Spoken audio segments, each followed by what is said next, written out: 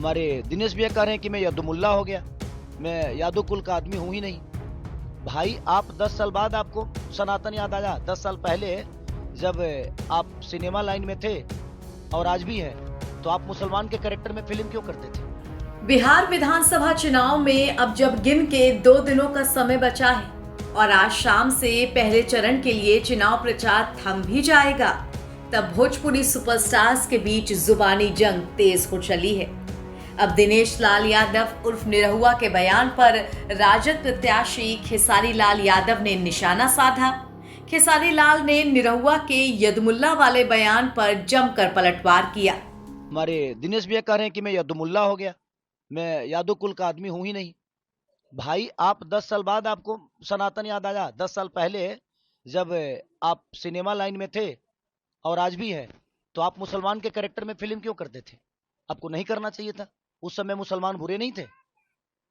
तो बात वहां है ना कि बदलते ये लोग हैं। इनसे आप जब विकास की बात कहिएगा और करिएगा ना, तो ये आपको डायरेक्ट लेके जाएंगे मंदिर मस्जिद के पास, और नहीं तो सनातन पे ले जाएंगे और बेमतलब की बातें करेंगे और उसी में आपको उलझा देंगे।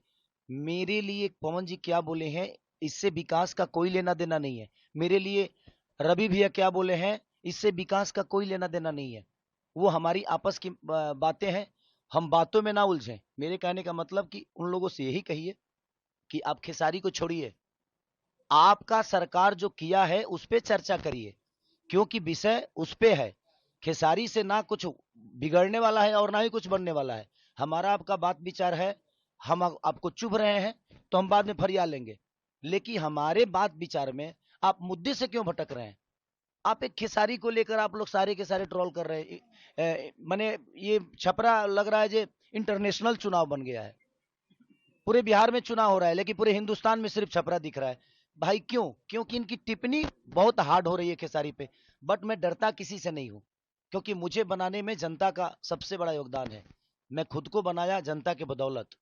मैं अपने बदौलत कुछ नहीं हूं। मैं आज भी जीरो हूं और राजनीति का ये पता नहीं है। बट जिनको पता है उनसे सलाह लेकर छपरा को बेहतर तो बना सकता हूं। वो कह रहे हैं हमारे दिनेश भैया की, यार हम सांसद बन के कुछ नहीं कर पाए तो तुम विधायक बन के क्या कर पाओगे? भाई वो प्रधानमंत्री भी बन जाएंगे तो कुछ नहीं कर पाएंगे। करने वालों के लिए काम होता है, नहीं करने वालों के पास कोई काम नहीं है। और मैं आज गरीब का बच्चा होकर लिट्टी चोखा बेचकर लोगों के घर में झाड़ू पोछा करके भी मैं अपने आप को स्टार बनाया ना। तो मेरे अंदर हुनर है, मेरे अंदर क्षमता है कुछ भी बेहतर करने की। तो मैं अपने हुनर से दुनिया बदलूंगा और जो भी व्यवस्था होगी उस व्यवस्था को बदलूंगा। मैं अपने हुनर से, अपनी ताकत से। तो देखते हैं क्या होता है। अभी तो चुनावी में है, ये बातें होती रहेगी। बट इस बातों में जनता का कितना भला है? मैं उन पे कुछ बोलूंगा, वो मुझ पे कुछ बोलेंगे, इससे जनता को क्या लेना देना है? जनता को बेहतर सरकार चाहिए, बेहतर रोजगार चाहिए, बेहतर शिक्षा चाहिए, बेहतर अस्पताल चाहिए। जनता को इससे लेना देना है। तो आप लोग सवाल खेसारी पे उनसे मत पूछिए। उनसे सवाल पूछिए कि जिस सरकार के लिए आप वोट मांगने आए हो, उस सरकार ने 20 साल में क्या किया है, ये हमें सिर्फ बता दीजिए। आप हमेशा जंगल राज की बात करते हो। 20 साल बीत गया। जो बच्चा 20 साल पहले पैदा हुआ था, आज सोचिए उसके मन में भी आपने जंगल राज डाल दिया। और इन नेताओं ने इतना जंगल राज बोल दिया कि बाहर के व्यापारी बिहार में आने से आज भी डरते हैं।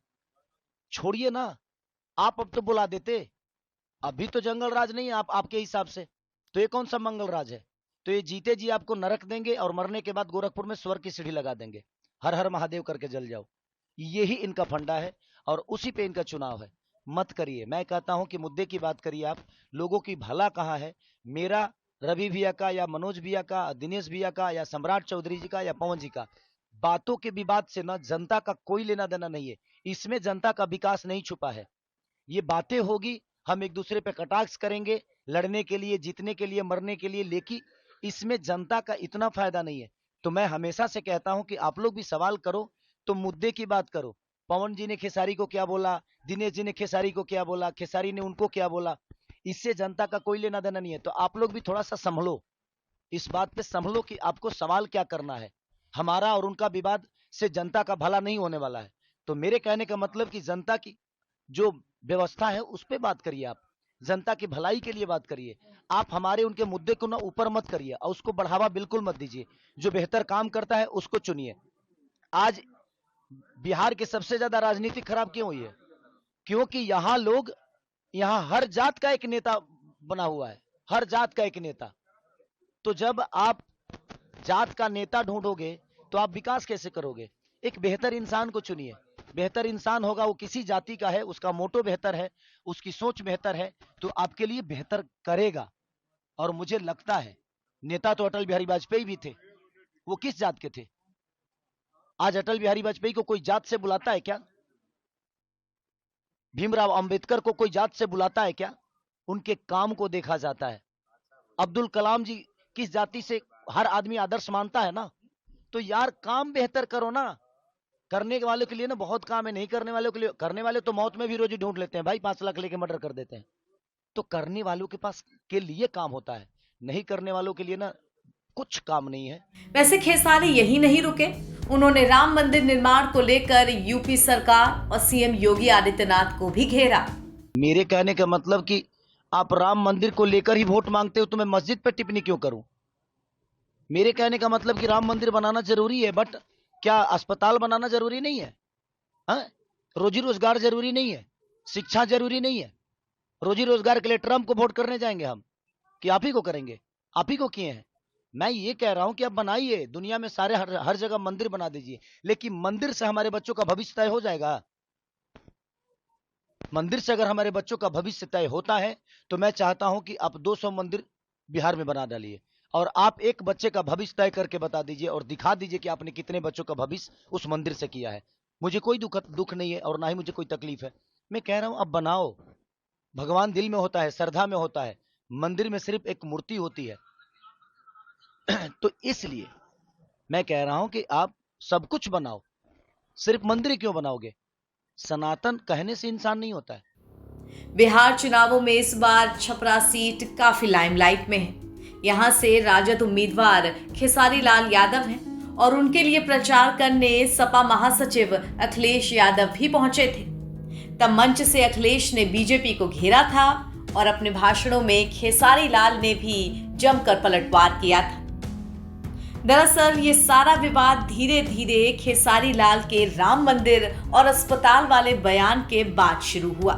इस पर बीजेपी सांसद रवि किशन ने खेसारी लाल पर तब पलटवार किया था और कहा था कि जब कभी भी सनातन के विरोध में आवाज आएगी तो हम उसका विरोध जरूर करेंगे। इसके बाद बिहार के एक युवक ने गोरखपुर सांसद रवि किशन को ही धमकी दे डाली थी। उसने राजद से चुनाव लड़ रहे खेसारी लाल यादव का समर्थन किया था। फिर इस विवाद में दिनेश लाल यादव उर्फ निरहुआ की एंट्री हुई थी।